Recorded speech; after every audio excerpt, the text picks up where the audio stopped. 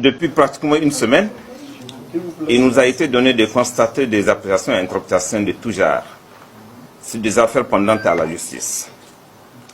Eu égard à l'extrême gravité d'une d'entre elles, le parquet général près la Cour d'appel de Niamey a cru devoir, à travers le présent point de presse, porter à la connaissance de l'opinion publique nationale et internationale ce qui suit.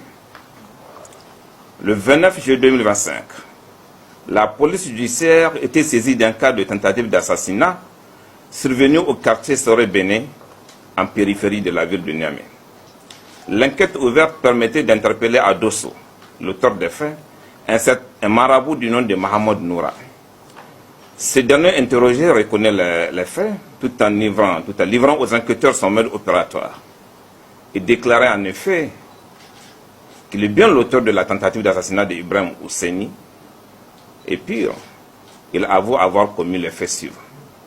Assassinat du nommé Abdel Nasser, dont le corps a été retrouvé à la cité ancien chercheur. Assassinat de Issoufou Ahmed, dont le corps a été retrouvé à la cité ancien chercheur également. Assassinat de Mohamed Ali, dont le corps a été retrouvé sur la colline Seno. Assassinat de Ousmane Rachid Samber, dont le corps a été retrouvé à 10 km de Niamey, sur la rive droite. Assassinat d'un inconnu aux environs de l'INJS, l'Institut national de la jeunesse et des sports, et l'assassinat d'un certain Saddam. Son mode opératoire consiste à user de ruses pour attirer ses victimes sur le lieu du crime, où il les drogue avant de les ligoter, puis les sodomiser. Une fois évanouis, il les étrangle avec une corde ou les égorge pour écurer le sang.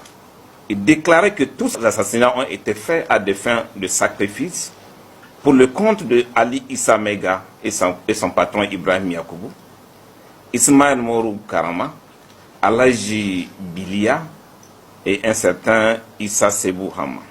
Ces personnes ont été interpellées et entendues. La procédure, une fois déférée au parquet d'instance de Niamey, la procureure de la République, après avoir apprécié les éléments qui y sont contenus, a estimé nécessaire que la police judiciaire doit continuer ses investigations pour procéder à d'autres actes pouvant contribuer à une meilleure appréciation des faits avant de donner suite. C'est ainsi que la procédure a été retournée à la police judiciaire pour complément d'enquête. Il faut rappeler que pour la conduite d'une procédure pénale, le procureur de la République est le directeur d'enquête. Et à ce titre, il peut donner des indications utiles aux enquêteurs ainsi que le dispose l'article 12 du Code de procédure pénale.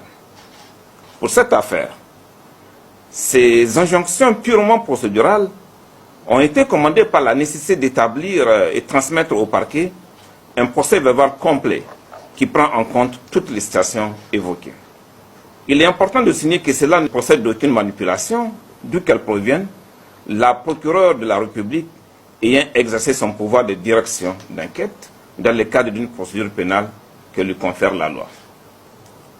Dans tous les cas, pour des faits d'une telle gravité, il est impératif que l'enquête soit menée avec la plus grande célérité.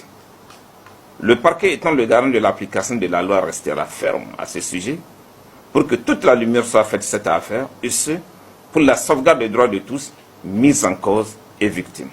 D'ores et déjà, la justice nigérienne étant l'institution protectrice par excellence des droits et des libertés des citoyens, le parquet général invite l'ensemble des citoyens à croire à l'indépendance de celle-ci et à lui faire confiance. Fait en Niamey, le 14 septembre 2025,